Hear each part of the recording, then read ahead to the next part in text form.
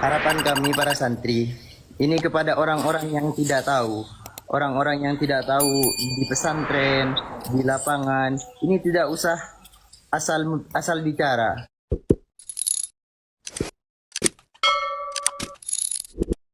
Apakah yang membangun musolah dan pondok tersebut itu santri, bukan tukang? Nah, kalau ini sangat jauh Tukang. sekali. Sangat minim sekali untuk santri membangun gedung. Ini sangat minim. Karena tidak ada pembelajaran untuk pembuatan gedung di sini. Ini ada tukangnya, ada ahli-ahlinya. Bahkan ada bangunan yang sama persis masih kokoh sampai saat ini. Oke, sekarang kalau saya bertanya ke abang, siapa yang harus disalahkan atas gagalnya konstruksi bangunan tersebut? Kalau memang ada kontraktornya, berarti kontraktornya. Kalau masalah pengusutan eh, siapa yang harus bertanggung jawab, siapa yang itu saya belum tahu. Cuma pastinya kami para santri dan juga para alumni itu siap membimbing para guru-guru kami.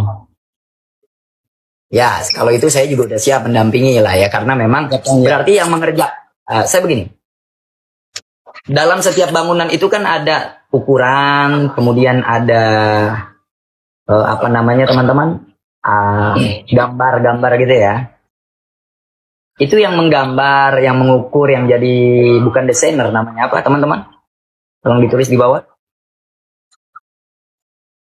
Sketsa, ada sketsa pembangunan. Yang menggambar sketsa pembangunan dan sampai jadi arsiteknya itu Pak Kiai bukan? Bukan. Ada kontraktornya. Ada kontraktor.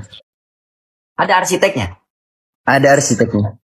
Nah, saya ingin nanya lagi sama Bang. Kiai memaksa tidak, itu dibangun 4, misalnya gini, kata kontraktor, ini cukup dibangun 2 lantai, kalau 4 lantai nggak bisa. Terus Kiainya maksa ini 4 lantai harus gitu. Tidak, Bang. Itu mungkin Kiai ini menyetujui kalau ini bisa nggak dibangun sampai berapa lantai. Ini kan pastinya kita sebagai yang memerintah ini sudah menyiapkan dari pertama ini mau dibangun berapa lantai. Soalnya ini bangunan baru. Oke, siap. Nah, pertanyaan saya berikutnya, Abang ada nggak pada kejadian rubuhnya musola tersebut? Ada, Bang. Coba gimana yang cerita kronologinya? Sebenarnya kronologi yang harus kita semua tahu, silakan. Kalau keberadaan saya sendiri ini bertepatan di kamar supir di parkiran, belakang musola. Oke. Lah dan waktu kejadian, itu sudah ada bangunan lantai bawahnya ini yang nggak kuat. Oke. Jadi pas ini nggak ada apa-apa bang, langsung bruk, dar gitu. Nggak ada goyang dulu, seperti yang diberitakan netizen. Enggak. Goyang-goyang itu cuma beberapa saat saja, Bang. Yang di atas jebol, yang bawah ikut jebol. Oke. Jadi santri ini keadaan ketika sholat. Mungkin kalau santri ini keadaan ketika berzikir itu masih ada harapan untuk dia lari.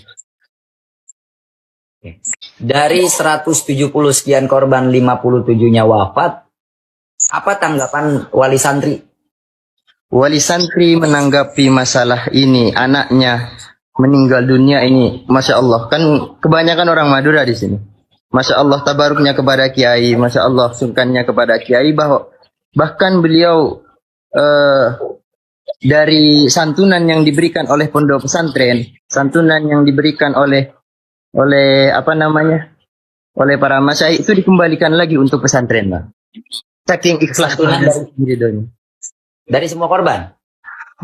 Dari semua korban. Oke.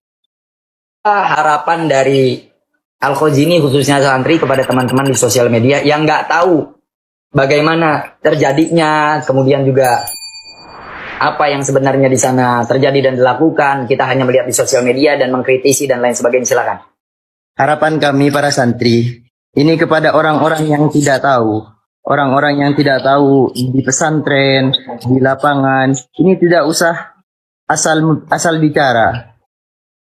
Tidak usah asal bicara. Kami minta ziyadah doanya saja. Oke. Minta ziyadah doanya saja untuk memperkuat para guru kami. Yang mestinya para guru kami ini lebih berat daripada kami karena kehilangan 59 santrinya. 59 bagian jiwanya. Berapa SPP 1 bulan di Al-Khazini? Nah, ini juga. Nih, bagus ini yang kita. SPP 1 bulan di Al-Khazini ini 80.000 Bang. Sekarang kita analogikan 80.000 itu mau dihitung gimana pun nggak akan cukup untuk 1 bulan. Makan gratis. Makan ini masih kos tapi beda. Makan itu langsung ke tempat makan, bayar di tempat makan, mau kos 1 bulan, mau kos 2,5 bulan itu bisa. Cuma tidak masuk ke pesantren. Jadi 80.000 itu untuk apa? 80.000 itu untuk keperluan pesantren seperti listrik, seperti air, seperti intinya pesantren. Kadang itu pun kurang Bang.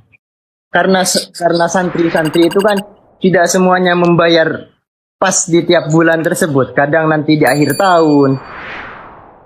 Betul. Berarti Iya kan? sejauh ini pembangunan pondok pesantren di Al-Khazini yang membantu siapa? Pemerintah kah, alumni kah, atau siapa coba? Tidak ada. Kalau dari pemerintah tidak ada. Mungkin kalau dari alumni ada. Dari Mungkin pemerintah nggak ada. Nggak ada sama sekali kalau dari pemerintah.